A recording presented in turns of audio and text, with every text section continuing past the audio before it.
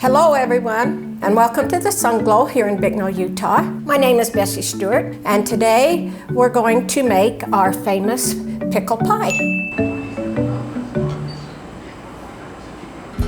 Pickle pie is a dessert. It's not the sweetest pie we have, but it is the most original. It took a lot of imagination, I think, to invent a dessert pie with a pickle in it. The original owner found the recipe in a magazine. She didn't like the recipe at all, so she changed it around, and now the pickle pie is the very best.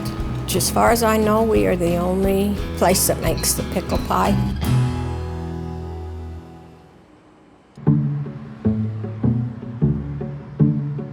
In pickle pie, you will find sugar, butter, milk, eggs, lemon extract, cornstarch, cinnamon, nutmeg, and of course the pickles.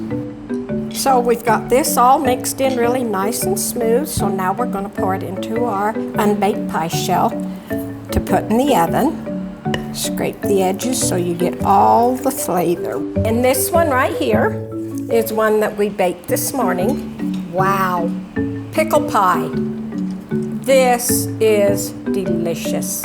Little tiny bit of cream on it, just gives it that little bit of sweet and sour that you need to set off the taste buds. So, The customers like the pickle pie, but I think the biggest selling point is curiosity. This looks like a delicious pie.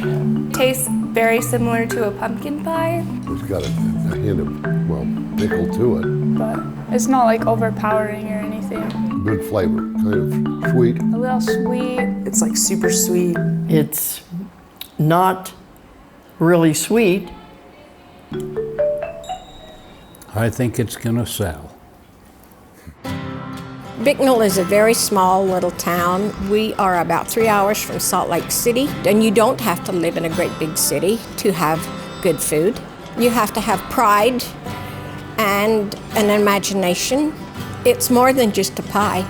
It's your work of art. It's something that you have done, and it looks pretty and it tastes good, and you can be proud of it.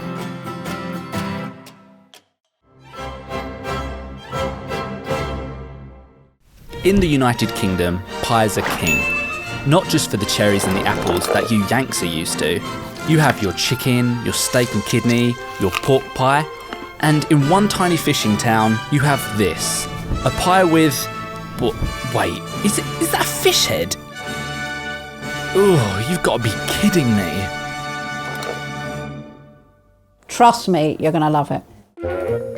In this tiny fishing village, there's a pub. And in that pub, they make Stargaze Pie. It's a tradition that, legend has it, has been happening here for hundreds of years. Which begs the question, why? The Stargaze Pie is a pie which celebrates Tom Bocock's going out and catching 7 different kinds of fish on the 23rd of December. You see, according to the legend, it had been a stormy winter. This meant no boat managed to go out and fish. So people were starving. But a local fisherman, Tom Bocox, he wasn't going to let his people die. I'm going. He went out through the gate, yes, that gate, and braved the storm. And caught the different kinds of fish and brought it back. He made the pie. And that brings us to today. Tracy, take it away. You get 6 different white fish, bake that in the oven with some herbs and some lemon zest, put a layer of grated eggs, a nice mashed potato with loads of cream in, and then you put a pastry lid, put pilchards, cut them, and then you put so that the heads are coming out of the pie and the tails are coming out of the pie. You assemble all the stars around the pie. On the 23rd of December, we give it away free to thousands of people that come to the village to celebrate Tom Bocock's night.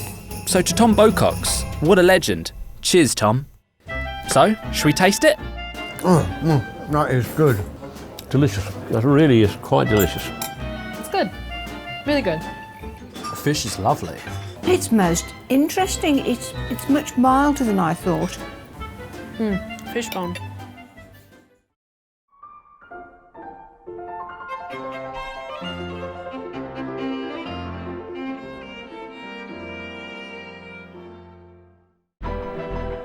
Haven't you ever had those times in your life where you just feel all consumed with tasting something again that you haven't had in years and years?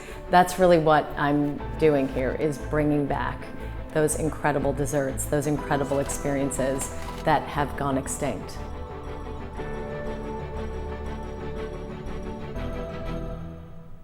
I put myself through this process of resurrecting desserts because I truly feel that a good dessert can change the course of your day.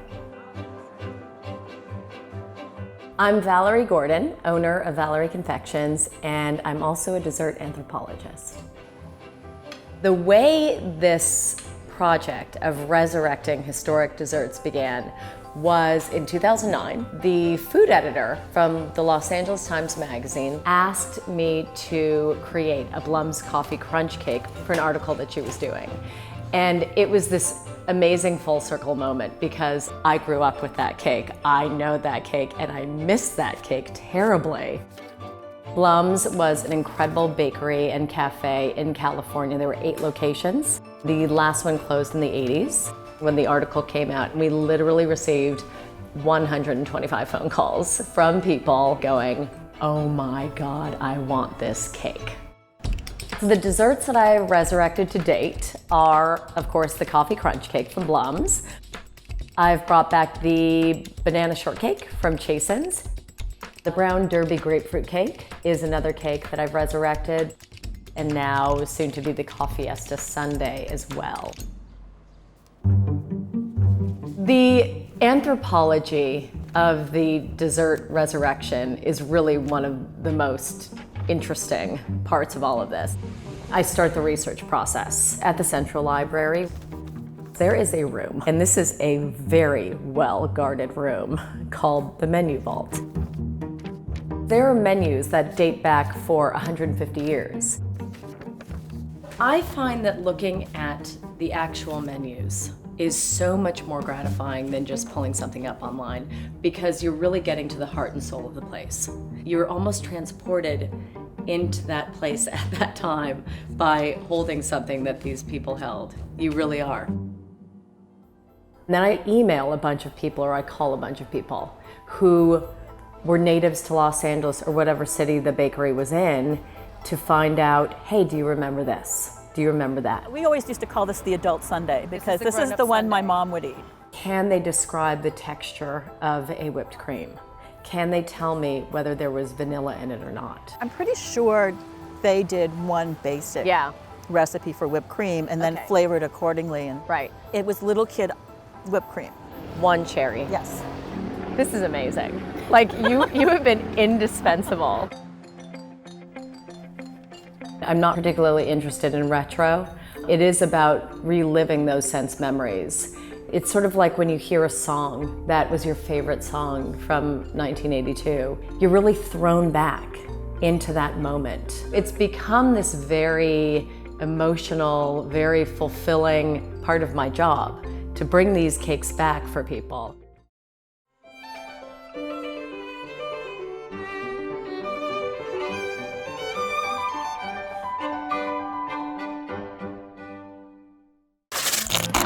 These little custard tarts, these eggy, sugary treats, are everywhere in Portugal.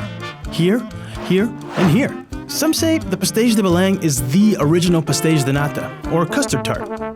In this little factory, through this kitchen, there's a recipe that has been kept top secret for almost 200 years.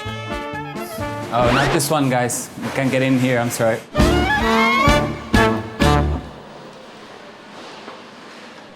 Okay, I'm Miguel Clarinha and I'm part of the management of Pastéis de Belém. This special recipe you will only find here at this shop. We sell an average of about 20,000 tarts a day. In the summer, maybe around 40,000 cakes. A lot of cakes. Pastéis de Belém, as they call them here, are simple tarts really.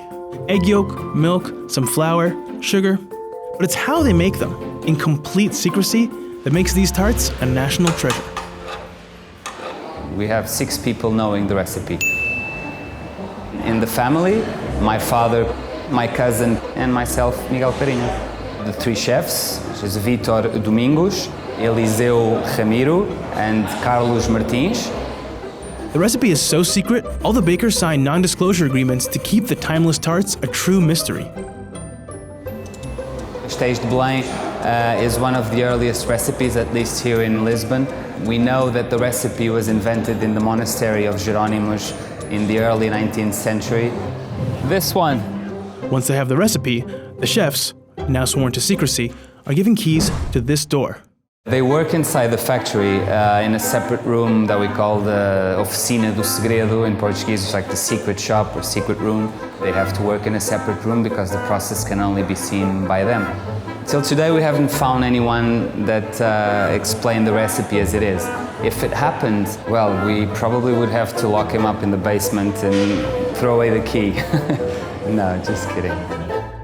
Okay, secret keeper, what's the best way to eat one of these custard tarts? Usually I like it simple, but that's just me. Most people like with a little bit of cinnamon on top. This is the hard part of the job. Yeah, this is super hard. I don't know how you do it.